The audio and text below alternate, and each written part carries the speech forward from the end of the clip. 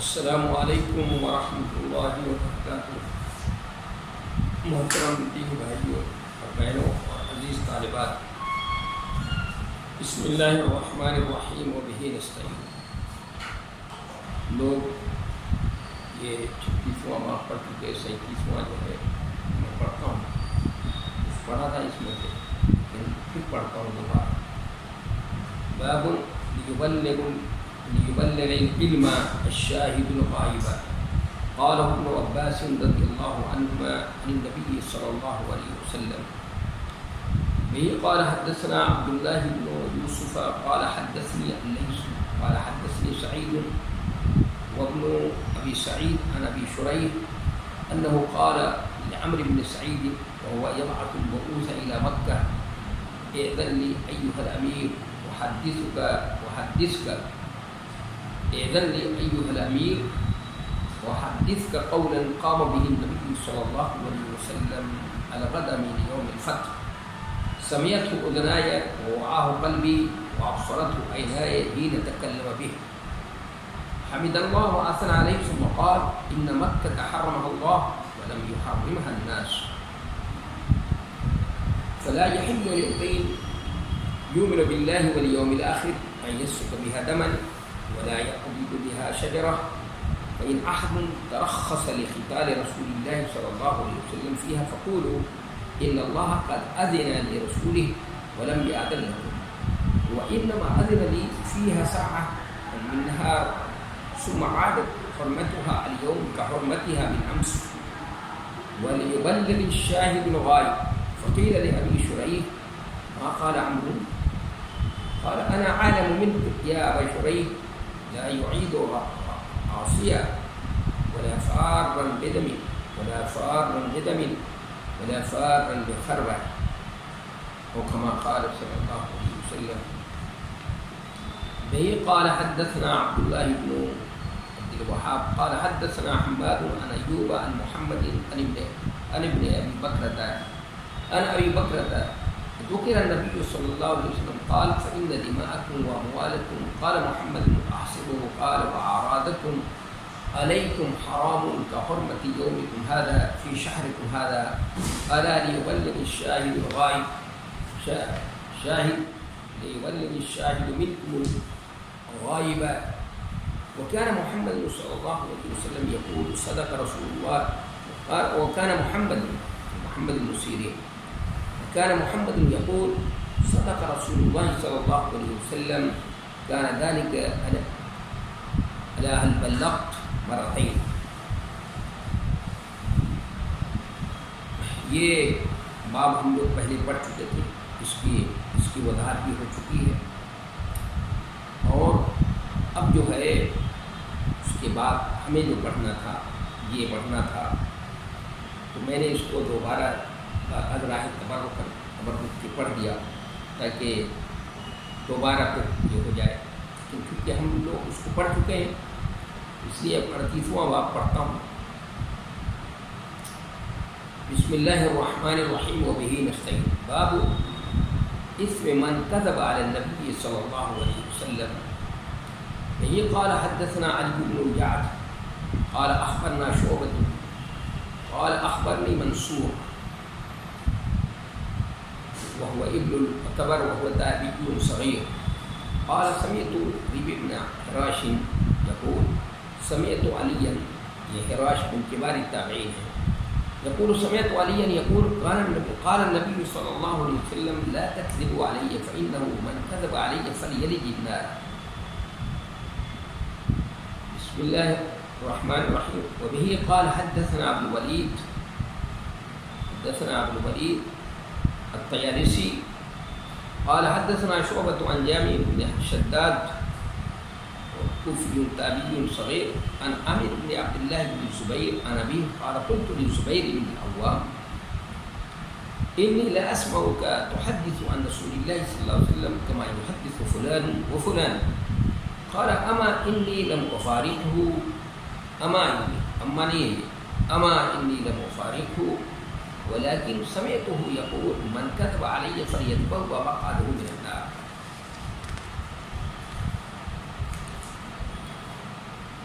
به قال حدثنا ابو معمر البصري قال حدثنا الوارث بن سعيد عن عبد العزيز بن صهيب قال انس انه لا يمنعني ان احدثكم حديثا كثيرا ان النبي صلى الله عليه وسلم قال من تعمد علي كذبا فليتبوأ مقعده من النار. یہ پہلی ثلاثی حدیث ہے. دوسری حدیث کہ نبی علیہ الصلوۃ والسلام نے فرمایا حدثنا المکی، یہ قال حدثنا المکی بن ابراہیم والاسم ليس بنسب. قال حدثنا يزيد بن ابي عبيد عن ابي سلمة قال سمعت النبي صلى الله عليه وسلم يقول من يقل علي ما لم اقل فليتبوأ مقعده من النار. به قال حدثنا موسى بن اسماعيل التبوذي قال حدثنا ابو عوانة عن ابي حسين عن ابي صالح عن ابي هريرة عن النبي صلى الله عليه وسلم قال تسموا باسمي ولا تكتموا بكنيتي ومن رآني في المنام فقد رآني فإن الشيطان لا يتمثل في صورتي ومن كذب علي متعمدا فليتبوأ مقعده من النار. یہ حدیثیں چند حدیثیں اس میں نقل کی ہے امام بخاری رحمۃ اللہ علیہ نے. پہلے اس کا ترجمہ کرتے ہیں پھر اس کے بعد اس کو سمجھنے کی کوشش کرتے ہیں. باب اسم من کذب علی النبی صلی اللہ علیہ وسلم. باب جو شخص نبی صلی اللہ علیہ وسلم پر جھوٹ باندھے اس کے گناہ کا بیان. باب اسم من کذب علی النبی صلی اللہ علیہ وسلم. باب جو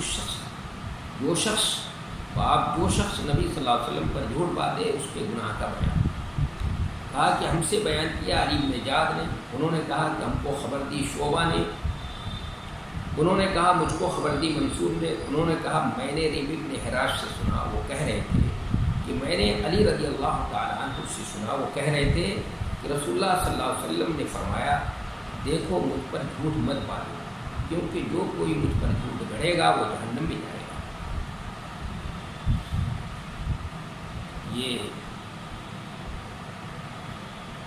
یہ حدیث ہے. دوسری حدیث ہے کہا کہ ہم سے بیان کیا ابو الولید نے. انہوں نے کہا ہم سے بیان کیا شعبہ نے. انہوں نے جامع بن شداد سے. انہوں نے عامر بن عبداللہ بن زبیر سے. انہوں نے اپنے والد سے. انہوں نے کہا کہ میں نے اپنے والد زبیر سے کہا کہ کیا بات ہے میں آپ کو فلاں آدمی کی طرح رسول اللہ صلی اللہ علیہ وسلم سے حدیث بیان کرتے نہیں سنتا. انہوں نے یعنی زبیر بن عوام رضی اللہ تعالی عنہ نے جواب میں کہا سنو میں رسول اللہ صلی اللہ علیہ وسلم سے جدا نہیں ہو رہا بلکہ آپ کے ساتھ رہتا لیکن میں نے آپ کو فرماتے ہوئے سنا ہے. کیا فرمایا آپ نے؟ جو کوئی میرے اوپر جھوٹ باندھے وہ اپنا ٹھکانہ جہنم میں بنا دے. یہ اس کے بعد حدیث ہے کہ کہا ہم سے بیان کیا ابو معمر نے. انہوں نے کہا کہ ہم سے بیان کیا عبد الوارث نے. انہوں نے عبد العزیز سے. انہوں نے کہا کہ انس رضی اللہ تعالیٰ عنہ نے کہا کہ زیادہ حدیث بیان کرنے سے مجھے جو چیز روکتی ہے وہ یہ کہ نبی صلی اللہ علیہ وسلم نے فرمایا کہ جو کوئی قصداً میرے اوپر جھوٹ باندھے تو وہ اپنا ٹھکانہ جہنم میں بنا دے. اور یہ دوسری حدیث ہے کہ نبی صلی اللہ علیہ وسلم نے کہا کہ ہم سے بیان کیا موسیٰ بن اسماعیل نے. انہوں نے کہا ہم سے بیان کیا ابو عوانہ نے. انہوں نے ابو سعید سے. انہوں نے ابو صالح سمان سے. انہوں نے ابو ہریرہ رضی اللہ عنہ. انہوں نے نبی صلی اللہ علیہ وسلم سے آپ نے فرمایا میرے نام پر نام رکھو لیکن میری کنیت پر کنیت مت رکھو. اور سنو جس نے مجھ کو خواب میں دیکھا وہ در حقیقت اس نے مجھے کو دیکھا. اس لیے کہ شیطان میری صورت میں نہیں آ سکتا. اور جو کوئی جان بوجھ کر مجھ پر افتراء برداری کرے وہ اپنا ٹھکانہ جہنم میں بنا دے. یہ ترجمۃ الباب ہے جو بڑا اہم ترجمۃ الباب ہے. یہ سے پہلے بھی تھا، بہت اہم بات تھی، اس لیے اس میں یہ بات کہ جو بات بھی دوسروں تک پہنچائے تو اس وقت پہنچائے کہ اس کو وہ بات صحیح یاد ہو، جیسی یاد ہو اسی طرح سے، یعنی بالکل صحیح یاد ہو تو دوسروں تک پہنچانے کی کوشش کرے، ورنہ کیا کرے، ورنہ خاموش رہے۔ تو اس لیے اس مناسبت سے امام بخاری رحمۃ اللہ علیہ نے یہ ترجمۃ الباب قائم کیا ہے کہ باب اسم من کذب علی النبی صلی اللہ علیہ وسلم، کہ باب جو شخص نبی صلی اللہ علیہ وسلم پر جھوٹ باندھے اس کے گناہ کرے۔ یہ نبی صلی اللہ علیہ وسلم کی حدیثوں کو بیان کرنے میں بڑا احتیاط سے کام لینے کی ضرورت ہے، یعنی حدیثیں اس وقت بیان کریں جب ہم کو پوری طور پر وہ حدیثیں یاد ہیں۔ اگر پورے طور پر یاد نہیں ہے، اگر کوئی شبہ ہے تو صحابہ کرام کیا کرتے تھے، جب کوئی ذرا سا بھی کسی لفظ میں شبہ ہوتا کہتے من نے یہ کہا تھا، یہ لفظ کہا تھا یا یہ کہا تھا، بے شمار حدیثوں میں اس کے نمونے ہم کو سمجھ میں آتے ہیں۔ اس لیے ہر درجہ صحابہ کرام احتیاط سے کام لیتے تھے، اور تابعین اور تبع تابعین جو ہے اپنی باتوں کو بیان کرنے میں احتیاط سے کام لیتے ہیں۔ اس لیے اس سے پہلے جو بات کہی گئی ہے کہ پہنچانا ضروری ہوتا ہے، عام کرنا، علم کو عام کرنا ہے، ٹھیک ہے، ہم کو عام کرنا ہے علم کو، لیکن بات جو بھی دوسروں تک پہنچانی ہے اس کو من و عن اسی طرح سے پہنچانا ہے جس طرح سے اس نے کہا۔ اس میں اپنی طرف سے کوئی تربیت، اپنی طرف سے کچھ ملانا یا اپنی طرف سے اضافہ کرنا کسی طرح سے بھی صحیح نہیں، تاکہ بہت سے مسائل کو اس میں روایت بالمعنی میں بھی آ جاتے ہیں، لیکن روایت بالمعنی جو ہے وہ چونکہ اس میں الفاظ تو تھوڑا بدل جاتے ہیں، لیکن مفہوم چونکہ بدلتا نہیں ہے، اس لیے وہ اس زمرے میں وہ بات نہیں آئی۔ تو اس لیے امام بخاری رحمۃ اللہ علیہ یہ ترجمۃ الباب قائم کرتے ہیں، اس کو یہ بتانا چاہتے ہیں کہ ہم جب بھی کوئی نبی صلی اللہ علیہ وسلم کی طرف کوئی بات منسوخ کر کے کہیں، جو بھی بات بیان کریں تو پہلے سوچ لیں، غور کر لیں، اگر صحیح یاد ہے، بالکل صحیح ہے تو پھر بیان کریں، ورنہ بیان کریں۔ اس لیے بڑی سخت ہوئی ہے، اس لیے انہوں نے یہ ترجمۃ الباب بیان کیا، جو شخص نبی پر جھوٹ باندھے اس کے گناہ کا بیان، یعنی عام طور پہ جھوٹ بولنا، جھوٹ باندھنا، جھوٹ کی نسبت کسی کی طرف کرنا، یہ تو ہے یہ سنگین جھوٹ، لیکن نبی صلی اللہ علیہ وسلم کی طرف جھوٹ بیان کرنا، جھوٹ کی نسبت کرنا، یہ اس سے کہیں زیادہ سنگین ہوتا ہے۔ اس لیے یہ چیز جو ہے اس کو سوچنے کی بات ہے، غور کرنے کی بات ہے، یہ سمجھنے کی بھی ضرورت ہے۔ اس لیے لوگوں کو سوچ سمجھ کر حدیث بیان کرنا چاہیے۔ جو آج کل ہمارے یہاں کہ جو بھی کچھ حدیث یاد ہو گئی، کوئی حدیث تو حدیث کا مفہوم یہ ہے، اس طرح سے لوگ بیان کرنا شروع کر دیتے ہیں، یہ طریقہ صحیح نہیں ہے۔ ممبر پہ کھڑے ہو گئے اور بغیر کسی حوالے کے، اور یہ حدیث کا مفہوم یہ ہے، سن لیجیے ذرا، یہ حدیث کا مفہوم ہے، نہیں، اس طرح سے حدیثیں نہیں بیان کیا۔ اگر آپ کو حدیثیں یاد ہیں، اس لیے نبی علیہ الصلوۃ والسلام نے کہا ہے کہ اس شخص کا چہرہ اللہ تبارک و تعالیٰ تر و تازہ رکھے گا جس نے میری حدیث جس طرح سے سنی ہے اس کو اسی طرح سے دوسروں تک نقل کیا ہے، انہوں ان اسی طرح سے نقل کیا ہے، تو اللہ تبارک و تعالیٰ اس کے چہرے کو شاداب اور خوشخرم اور تر و تازہ رکھے گا۔ اس لیے محدثین دیکھیے، محدثین ایک ایک چیز کی یعنی کیا ہے، اسی لیے حفظ کی شرط ہے، ضروری ہے کہ وہ حافظ ہو، یعنی اس کا حافظہ جو ہے وہ کام ہو، اس کا حافظہ بہت مضبوط ہو، یعنی جس طرح سے سنا ہے اس نے اسی طرح سے منوان بالکل وہ بہو اسی طرح سے نقل کر دے، خود کا بھی نقل کر دے، اس میں کسی طرح کی جو ہے وہ کسی طرح کہیں پر کمی، کسی طرح کی کوئی تبدیلی نما نہ ہو۔ اس لیے امام بخاری رحمۃ اللہ علیہ نے ترجمۃ الباب قائم کیا ہے، اور اس ترجمۃ الباب قائم کر کے مختلف حدیثیں نقل کی ہیں۔ تو پہلی حدیث جو ہے اس میں یہ دیکھیے، یہ منصور ابن معتبر ہیں، یہ تابعی صغیر تابعی ہیں، صغیر تابعین میں ان کا شمار ہے، اور ابن حراش جو ہیں یہ کبار تابعین میں سے ہیں، یہ کہہ رہے ہیں کہ میں نے حضرت علی کو فرماتے ہوئے سنا کہ نبی صلی اللہ علیہ وسلم کہہ رہے تھے، کیا فرما رہے تھے آپ صلی اللہ علیہ وسلم؟ لا تکذبوا علی فإنه من کذب علی فلیلج النار۔ آپ نے فرمایا دیکھو مجھ پر جھوٹ مت باندھو، کیونکہ جو کوئی مجھ پر جھوٹ گڑھے گا وہ جہنم میں جائے گا۔ یہ عام ہے، لا تکذبوا علی ہو عام فی کل قائل، ہر جھوٹ بولنے والے، یعنی مطلق فی کل نوع من الکذب، یعنی مطلقاً ہر طرح کی جھوٹ، کسی طرح کا بھی جھوٹ، الفاظ بدل کر کے یا کسی طرح سے آپ کی طرف کوئی غلط بات منسوخ کر دے تو اس سے مانا ہو لا تنسبوا الکذب الی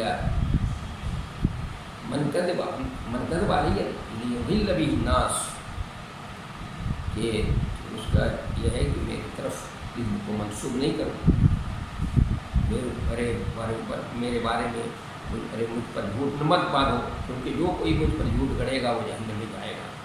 تو وہ حدیث جو کہ لا تنسبوا الکذب الی من کذب علی لیضل بہ الناس، یہ حدیث ضعیف ہے، اس میں لام علت کے لیے نہیں ہے، یہ بھی تو اس لیے کہ ہر طرح کے کذب کو نبی علیہ الصلوۃ والسلام نے منع کر دیا ہے، ہر طرح کی کذب، یعنی عام فی الکل کاذب، یعنی اگر دین کی نصرت کے لیے، حمایت کے لیے کوئی جھوٹ بول رہا ہے تو بھی اس میں شامل ہے، یہ بھی غلط ہے، یا کوئی لوگوں کو ترغیب اور ترہیب کے لیے، جیسا کہ کچھ لوگوں نے اس سے سمجھ لیا ہے کہ لا تکذبوا علی فرمایا نبی صلی اللہ علیہ وسلم نے، انہ من کذب علی فلیلج النار، تو یہ آپ نے عام بتایا، ہر طرح کے کذب کو یہ شامل ہے، یعنی آپ نے فرمایا لا تنسبوا الکذب علی من کذب علی لیضل بہ الناس، کہ لوگوں کو گمراہ کرنے کے لیے، ضعیف ہے، لیکن اس میں لام جو ہے علت کے لیے نہیں ہے، لوگوں کو ذلیل گمراہ کرنے کے لیے، یعنی کوئی اس سے یہ سمجھ لے کہ لوگوں کو گمراہ کرنے کے لیے حدیث گڑھے گا تو ٹھیک ہے، یہ صحیح نہیں ہے، لیکن لوگوں کے اندر ترغیب اور ترہیب کے لیے، ڈرانے کے لیے، جیسے کہ لوگوں نے اس سے سمجھ لیا ہے یہ ترغیب اور ترہیب کے لیے اگر حدیثیں گڑھ رہا ہے تو اس میں شامل نہیں ہے، تو یہ بات نہیں ہے، نام یہاں علت کے لیے نہیں بلکہ سیرورت کے لیے، یعنی اس کا یہ عمل گمراہی تک پہنچا لے جانے والا ہے، یہ جو بھی بات گڑھے گا، چاہے وہ ترغیب کے لیے گڑھے یا ترہیب کے لیے گڑھے، کسی طرح سے بھی گڑھے گا، وہ اس کا یہ عمل کہاں تک لے جائے گا، اس کو جہنم تک لے جانے والا ہے۔ اس لیے یہ جو کرامیہ وغیرہ، یہ جو اس طرح کے جو فرقے ہیں، جو بہت سی جن کا کام ہی تھا ترغیب و ترہیب کی حدیثیں گڑھنا، وہ آج ہم کو بہت سی ترغیب و ترہیب کی اور فضائل کی حدیثیں گڑھی ہوئی من گھڑت حدیثیں ملتی ہیں، ضعیف روایتیں ملتی ہیں، وہ اسی وجہ سے ان کو دھوکہ ہوا کہ ارے آپ نے فرمایا لا تکذبوا علیہ فرمایا آپ نے کہ میں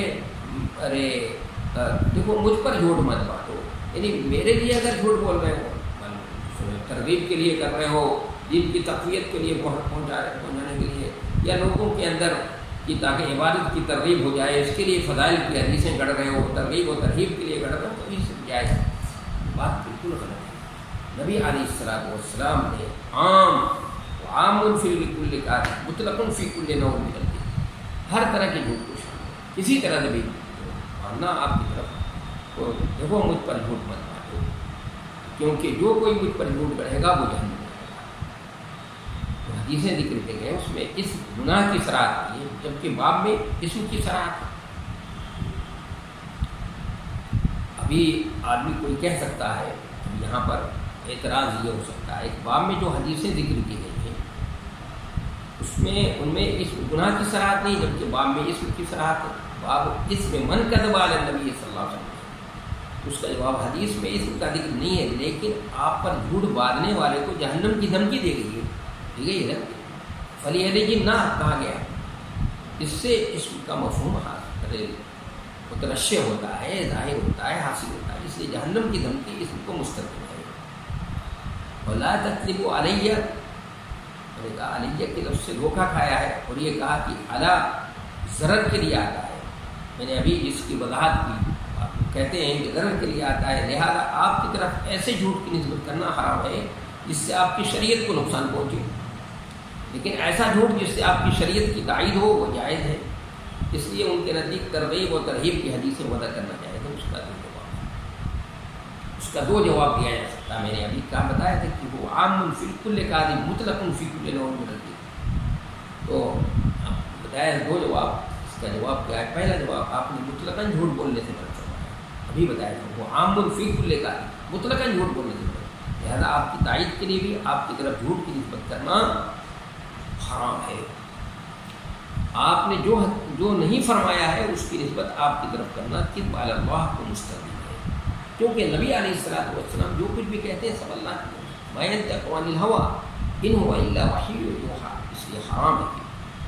فلیلج النار خلوج سے ہے یہ، اس کا معنی ہے داخل ہو.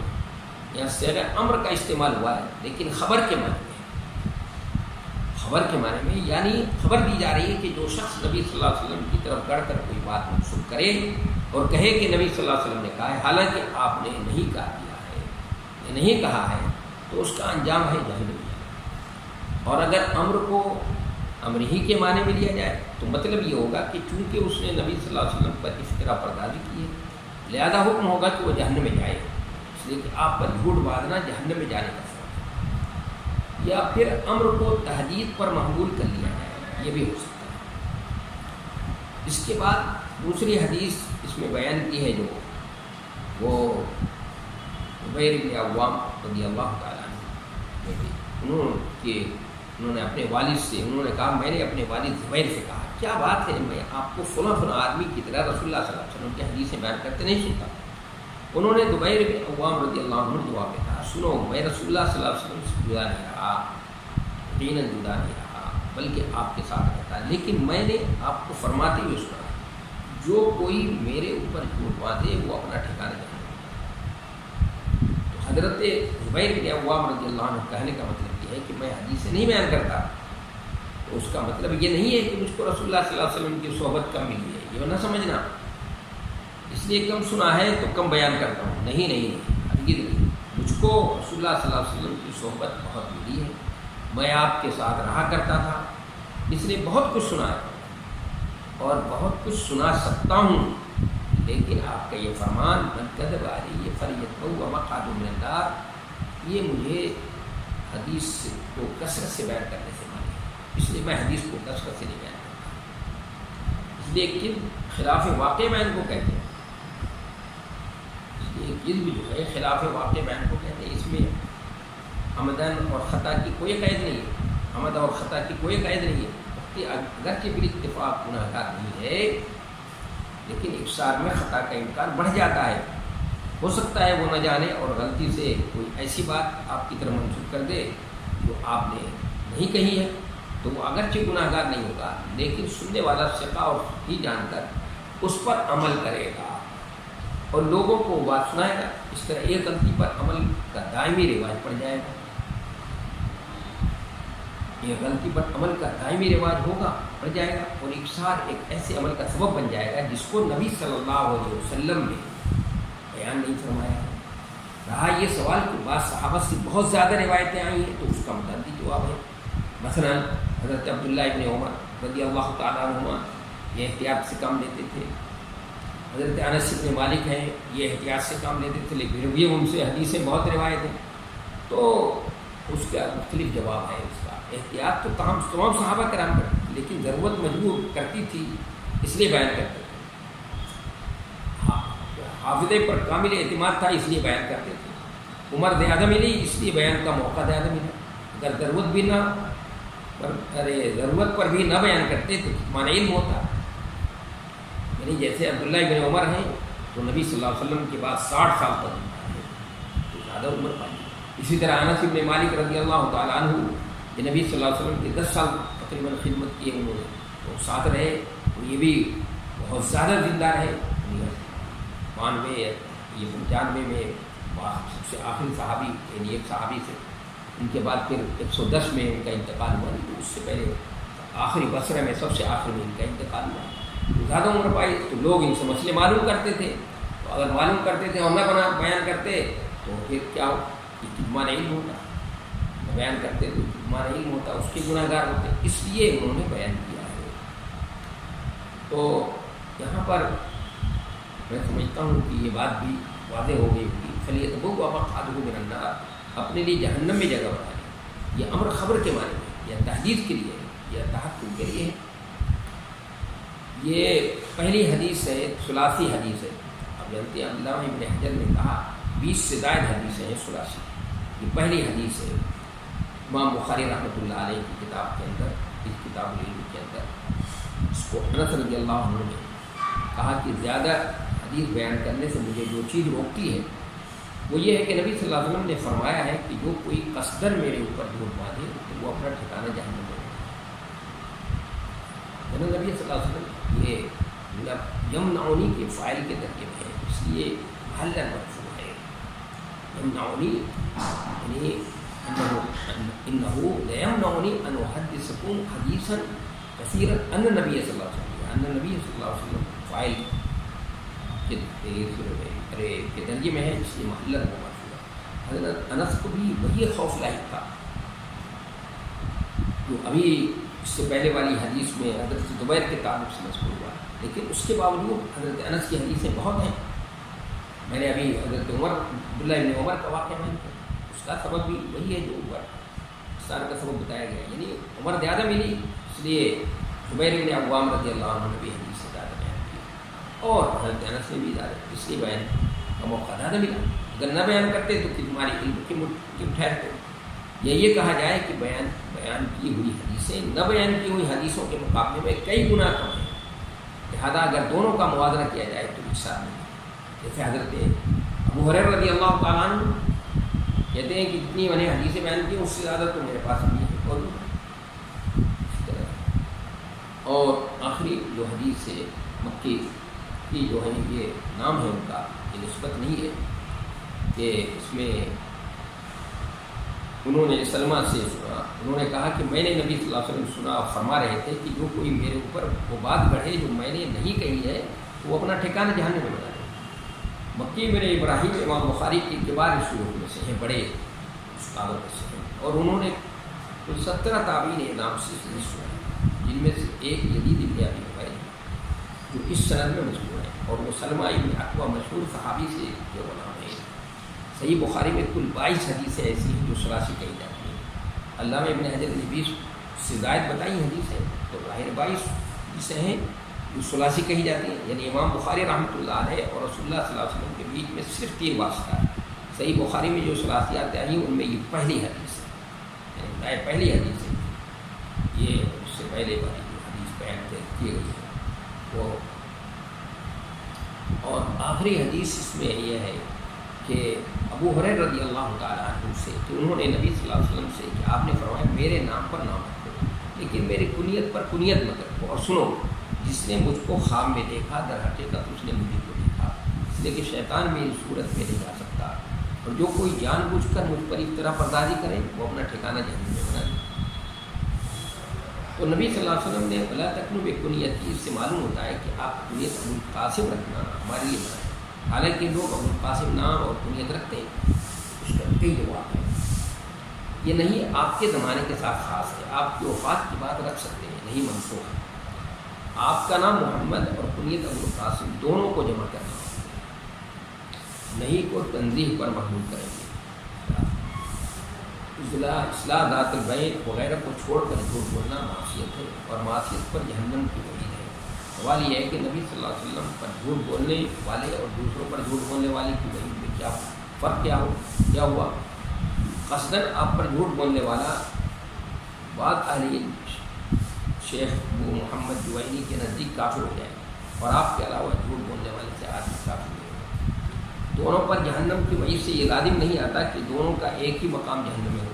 جہنم میں بھی مختلف درجات ہیں، مقام اور مستقر کے اعتبار سے سزا میں کمی بیشی ہو جائے گی. اس فرق کو خود نبی صلی اللہ علیہ وسلم نے ایک حدیث میں واضح فرمایا ہے، واضح کر دیا. الفاظ یہ ہیں کہ حدیث حافظ ابن حجر رحمۃ اللہ علیہ نے لکھا ہے کہ اس حدیث کو 33 صحابہ نے روایت کیا، سب کا نام انہوں نے شمار کیا ہے. ان کے علاوہ کسی نے 40، کسی نے 60، کسی نے 80، کسی نے 90، کسی نے 100 نام لکھوائے. امام نووی نے کہا ہے کہ 200 صحابہ سے منقول ہے. کثرت طرق کی بنا پر محدثین نے اس حدیث کو متواتر کا درجہ دیا ہے. بات چونکہ مکمل ہو چکی ہے، انشاءاللہ آئندہ پھر درس میں اس میں آگے بڑھیں گے۔